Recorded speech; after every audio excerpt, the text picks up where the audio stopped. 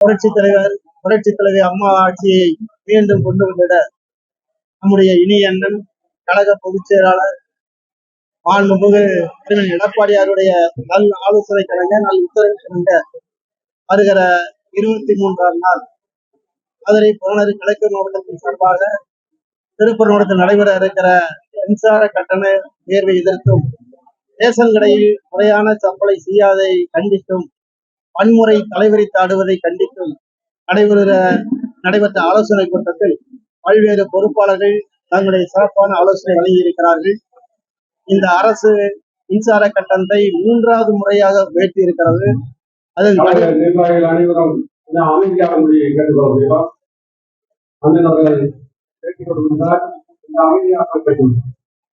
கடுமையான உயர்வை கண்டிக்கிற அளவுக்கு அனைத்து மக்களையும் பாதிக்கிற அளவிற்கு உயர்த்தப்பட்டிருக்கிறது. மின்சார கட்டணத்தை திரும்ப பெறுகிற வரை போராடுகிற நிலைமை உருவாகி இருக்கிறது. அல்லது இந்த ஆட்சி வீட்டுக்கு அனுப்புற வாய்ப்பாகத்தான் இன்றைய சூழ்நிலை உருவாகி இருக்கிறது. 2011ஆம் ஆண்டு திராவிட முன்னேற்ற கழக ஆட்சி வீழ்ந்ததற்கு முதற் காரணமாக மின்சார வெட்டு அமைந்தது. அதே மாதிரிதான் இன்றைக்கு இந்த அரசு வீழ்வதற்கு முதற் காரணமாக மின்சார கட்டண உயர்வு இருக்கிறது என்பதை எங்களுடைய தொண்டர்கள் தோழர்கள் உணர்த்தி இருக்கிறார்கள். ஆகவே இந்த போராட்டம் வெற்றிகரமான போராட்டமாக மிகச் சிறப்பாக நடைபெற இருக்கிறது.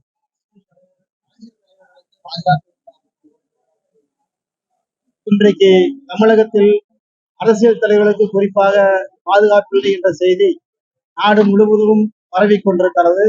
எப்போதும் இது போன்ற வன்முறைகள் கொலைகள் தமிழ்நாட்டு அளவிலே இருக்கும். ஆனால் இன்றைக்கு இந்திய அளவிலே இந்த செய்தி பரவி இருக்கிறது.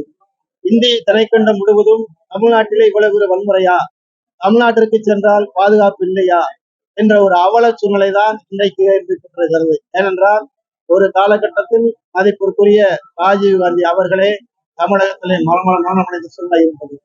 தொடர்ந்து இன்றைக்கு வருகிற சூழ்நிலையை பார்க்கிற பொழுது ஒவ்வொரு அரசியல் தலைவருக்கும் பாதுகாப்பு இல்லை என்பதையும் நேற்றைய தினம் சமுதாய கட்சி தலைவர்களும் பல்வேறு தலைவர்களும் எங்களுக்கு பாதுகாப்பை விலக்கிக் கொண்டார்கள், ஆகவே எங்களுக்கு அச்சமாக இருக்கு என்ற செய்தியை சொல்லுகிற போது தமிழகத்தில் வன்முறை தலைவரித்து ஆடிக்கொண்டிருக்கிறது. பல பேர்களுக்கு பாதுகாப்பு கொடுக்க வேண்டிய சூழலில் இந்த அரசு இருக்கிறது. அதுல இருந்து தவறி இருக்கிறது என்பதைத்தான் இன்றைக்கு உணர்த்தி இருக்கிறது.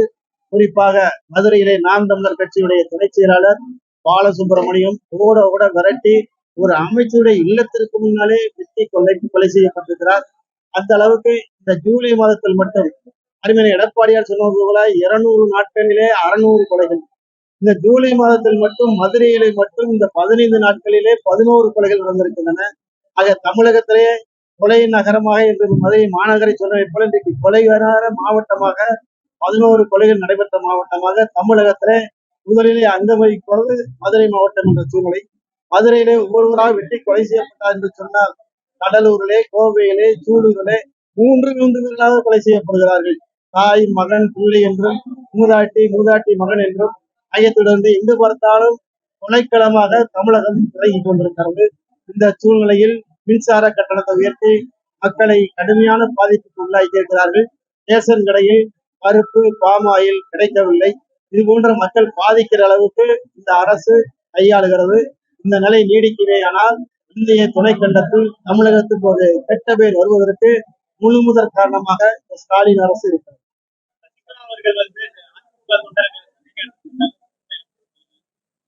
மதிப்பிற்குரிய நீங்கள் குறிப்பிடுகிறவர் அதிமுக தொண்டர்களை சந்திக்கவில்லை. அவர் ஒரு பயணம் மேற்கொண்டிருப்பதாக செய்தியை பார்க்கிறோம். எங்களை பொறுத்த வரைக்கும் நாங்கள் ஏற்கனவே ஒரு மரியாதை வைத்திருக்க மறுக்க முடியாது, யாருக்கும் மறுக்க முடியாது. எங்களுக்கு ஒரு மரியாதை அவருக்கு உண்டு, வைத்திருக்கும். ஆனால் இன்றைக்கு இருக்க சூழ்நிலையில் அதிமுகவின் நல்ல வலிவான நிலையை கெடுக்கிற வகையிலே அவர் முயற்சிக்கிற போது அதை கண்டிக்க வேண்டிய அவசியம் எங்களுக்கு வருகிறது. நான் கூட என்னோட சொன்ன ஒரு பத்திரிகையாளர் சொன்னேன், 1967ஆம் ஆண்டு பேரறிஞர் அண்ணா வெற்றி பெறுகிற பொழுது தந்தை பெரியார் அவரை என்ன எதிர்த்தாலும் விமர்சனம் செய்தாலும் வெற்றி பெற்ற உடனே வீட்டுல போய் பெரியாரை பார்த்து வாழ்த்து வாங்கினாரு. அது மாதிரி உங்க பொறுமையா வீட்டுல உட்காந்துன்னா போயஸ் கார்டனுக்கு எதிரே அமர்ந்திருந்தா 2026 அறிஞர் எடப்பாடியார் வெற்றி பெற்று முதலமைச்சராக இருந்து நாங்க அவர்கிட்ட ஆசீர்வாதம் வாங்குவதற்கு சூழ்நிலை உருவாகும்.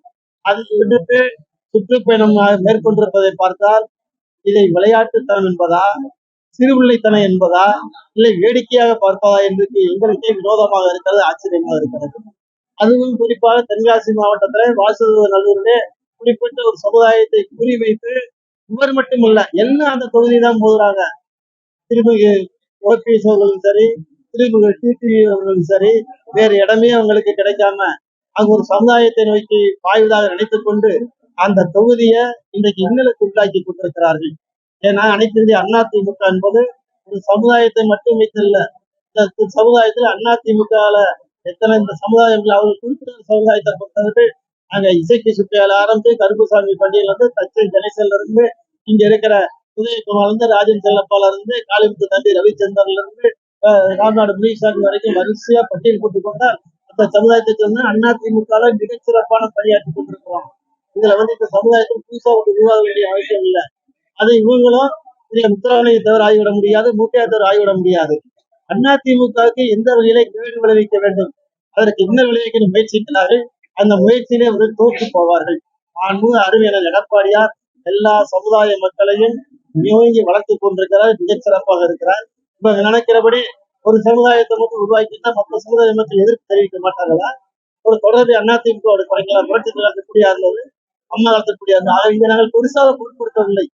இது அவருடைய பயணம் அவர் கிராமப்புறத்துல போய் இருக்கிறார்கள், போயிட்டு வந்து நாங்க எதுவும் அதிமுக பெருசாக நினைக்கிறேன்.